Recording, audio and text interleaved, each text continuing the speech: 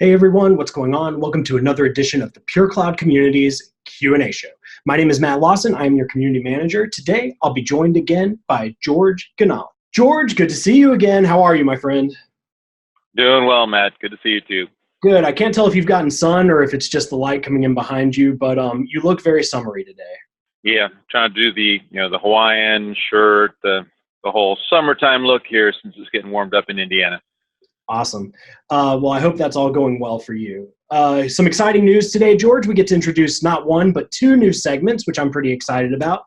And to get started, let's go ahead and get together with our first one. It is called To the Point. So, George, how To the Point works is, we won't lie, sometimes questions, discussions come to the community that aren't best suited for the community. So in those instances, what we like to do is recommend another resource to help them advance their journey. So George, today I'm going to discuss a question where we can kind of help them on their path. George, for this inaugural session of To the Point, we had a question that came in from Greg. Greg wanted to know about, quote, group Ring Sequential and handling a second call, end quote. His question is, I've got a customer that is setting up several group call enabled groups with sequential group Ring. They are asking if we can disable or prevent the situation where if the first or any other sequential group members are on a call and another second call rings to them, if we can prevent it from alerting in their user interface. That was a long sentence. I think I did all right. Greg continues, right now, I think that user is just going to have to ignore the second incoming call. Can the group Ring Sequential skip to the next users if a previous sequence user is in a busy condition? George, we had a colleague, Tony, write in to suggest that Greg submit this as an idea. I'm going to just provide users an example of how they can find the ideas portal and submit ideas. But before I do that, I was wondering, do you have any high-level advice that you might be able to offer Greg? Maybe some kind of like custom setup he can do now that might help him out. Yeah, the only thing I can really think of is that the user who receives a call in the group would have to manually change their status to busy, since busy prevents them from getting other incoming calls, or change it to meeting, something like that. But one of the status messages that puts a red ring around their status icon, that should prevent them from getting any other calls while they're on the group call. But then it's manual, they would have to change it and then change it back when they get done with that call. So that's not a really good solution. Cool. So, all right. So a workaround is in place. But if he wanted to get this as a feature release, here is my suggestion. You can go to the Ideas portal. The Ideas portal is something that we launched not long after the community back in 2018, sometime around March. There are a lot of ways you can navigate to it. Luckily, from the community, the easiest way to do it is to go to this helpful links panel right here. And then you can go to the various ideas labs that we have. Because this is in the PureCloud community, you probably want to check out the PureCloud ideas. But we also have ideas for the Genesys Knowledge Network if you ever have any feedback for that wonderful tool. Once you're in the Ideas Lab, you can sign in. And of course, just like other Ideas Labs that you may be familiar with, it's a great place to not only share the feature releases that you would like to see, but also go ahead and vote for some of your other community members' ideas and try to get them on our roadmap. We actually do a pretty good job of updating these with how progress is going, so don't be afraid to use it. So Greg, that would be my advice to you, and that's To the Point. George, we're going to go ahead and move on to our biggest part of the section where we try to do a walkthrough of a discussion that's come up in the community. This question is one that you selected, and it comes to us from Luke. He had a question about groups feature. Luke wants to know, has anyone had any trouble when using the groups feature for dialing? Opposed to a queue when having three options of the following. Number 1, broadcast, 2, sequential, 3, rotary. When trying to change from broadcast to rotary and saving, it automatically switches back to broadcast. Is that a known fault? I have followed the step-by-step action to set up, and it still keeps doing it. Sounds like a problem. George, you handpicked this question because you wanted to get into a little bit of troubleshooting. So what advice do you have for our friend Luke? Yeah, I looked at this and I did give some feedback to Luke on that forum, just basically saying it looks like it's a bug and keep going after support to try and get a resolution to it. But one of the things I wanted to show is how to do a little quick troubleshooting to see what message is being sent to PureCloud when you make a change in the admin interface. Because this is something that you're going to have to do when you're working with support in the first place. It's handy to know how to actually read some of these things before you send it to support, so you don't have to call support if you can figure it out on your own. So let me go ahead and share my screen. I wanted to just take a quick look at the configuration they're trying to do and show how you can do a little bit of troubleshooting looking at the logs that are available in Chrome. And it's called a HAR file log that comes from a network section that is actually sent off to support when they're trying to dig through resolution of the problem.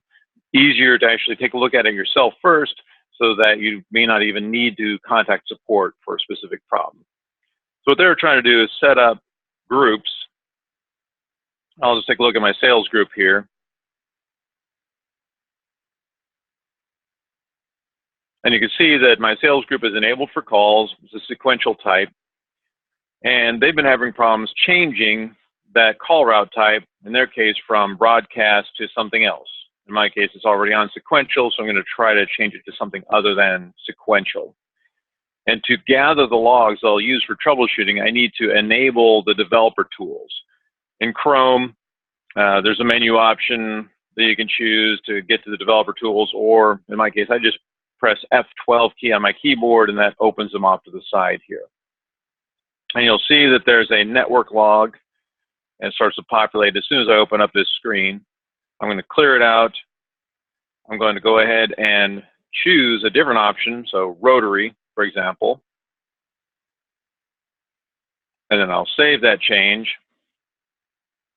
And you'll notice that my call route type went right back to sequential. It did not change to rotary. Problem there. So now I can see in the network log it's been filling up with some data. I'm going to right-click and choose Save All as HAR with content. Just save that file. And then I need to use what's called the Google HAR Analyzer. Just as a quick note, in the Resource Center, you can find how to gather network logs on Chrome. That part that I just did, it's all documented here with a video. The part that I'm going to show you next is not documented here because it just says save it all as HAR content and send it to support. If you want to look at it yourself, you can search the internet using Google search or Bing, whatever, for Google HAR Analyzer, and it'll show you the G Suite toolbox. Google Chrome has all these tools you can use to analyze things. The one we want to use is the HAR Analyzer. I'll choose a file. So I just browse to the file that I just gathered. And I'll open it up here. You'll see that it's got a whole bunch of information. What I'm going to go down and look for is actually a patch. I can see post. I can see bam.nr data. I can see some other stuff. I'm looking for a patch to my PureCloud domain. There's a put, getting closer, and here's a patch. This patch is the command that's actually sent from the admin interface to PureCloud. So when I clicked save, it actually sent this message out to PureCloud. And I can look down this message, and it says name of the group, sales, enabled, whatever, and then group alert type sequential. But wait a minute, I chose something else. I chose rotary. I didn't choose sequential, but it's sending sequential back to PureCloud. So something's going wrong. It did not send the change that I made. And at this point, I can go back and I'll have to go to support and say, well, I'm trying to submit a change, but it keeps sending the same one that I already had selected. Something seems to be wrong. And support's going to want the same HAR file. They're going to want some other stuff, but I'm able to look at it and see it's not doing what I want it to do. You can do this with anything that's in the client, it's in the admin interface. Anything you're doing in the PureCloud user interface is going to have this same kind of data that's gathered, and you can just gather the HAR file, look at it, and a lot of it's commonsensical to see whether you're having a problem or not. And hopefully that's kind of helpful to people. It just gives you a little bit more of a tool to work with when you're trying to figure out on your own what's going wrong with the system before you try to contact support and really dig in. So I mentioned at the top of the show that we had 2 new segments we are introducing. The first being To the Point. The second is something I'm really excited about. It comes from our partners at the GCAP team. You can join for free, and you can get points for doing the stuff that you love to do. One of the things that we are just now kicking off is a GCAP Community Member of the Month. This month's community member for the PureCloud community was picked by George.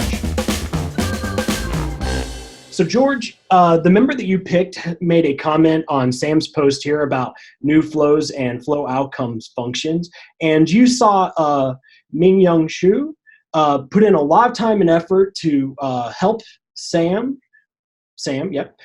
with his query. What in particular did you like about Ming's response here? I just really liked the effort that he went to map this all out, put some detail in there, step-by-step directions. It's the kind of thing that really helps somebody be able to replicate what he was trying to explain there. Instead of just saying, oh, here are a couple of things you could do, he actually went through and showed it in some good detail. So that's the kind of thing that really helps another user be able to go out and work on their own system. Absolutely. And just looking through this thread, it looks like Ming may have the best answer here. What do you think, George? Should we go ahead and give him best answer for this question? I think so. Awesome. Let's go ahead and do like that. And even better, Ming, because of the effort that you put in to do this answer, you are the inaugural GCAP Community Member of the Month. Congratulations to you.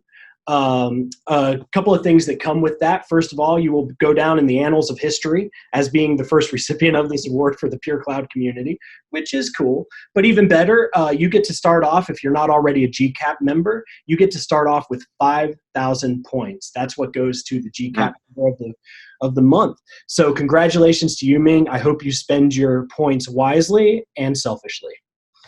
Yep. All right, George, that actually concludes this week's episode. I know you and I will both be at Xperience19, making rounds, shaking hands, kissing babies. Anything in particular you want to recommend, any sessions you'll be a part of while you're there? I'm hoping to be able to sit in on 1 or 2 of your community sessions where you're going to be talking to people about what's coming next, I think. And then I'll also be in one of the documentation sessions to answer any questions people have regarding the PureCloud Resource Center. And I'll be floating around. I'm actually stepping in on the PureConnect side as well. I'll be presenting 3 sessions at DevCon. So I've got a lot to do. Yes, you do. And I'll also be in the certification center. So if you're going to be certifying on Monday, I'll be right there. Oh, that's too bad. I was hoping you could join me at the community booth on Monday. I will have to post up by myself. Yes, everyone, please feel free to say hi to George and I if you see us. We'd love to talk with you, hear what you're thinking about the show, if you like it. What would you like to see more of, less of, etc. I will be at the community booth on Monday. For those of you who are around, I think you'll be able to join me, even if you aren't a part of Education Day, but I'm not sure on that. Otherwise, I will be it turns out the community is going to have its own community cafe or something similar running throughout the remainder of the conference. So I'll be floating in and out of there, as well as George mentioned, doing 2 breakout sessions on Wednesday. It would be great if I could see you all there. I'll be co-presenting with my director, Clay Tyson, talking about GKN, the community, and other great resources that you can use to continue your education and continue networking after the conference ends. And even better, there will be ice cream. George, thank you so much for joining me today. You and I will see each other at the conference, and we'll do another episode when it wraps up. All right. Thanks so much. All right, enjoy your week. Have a good one, everybody.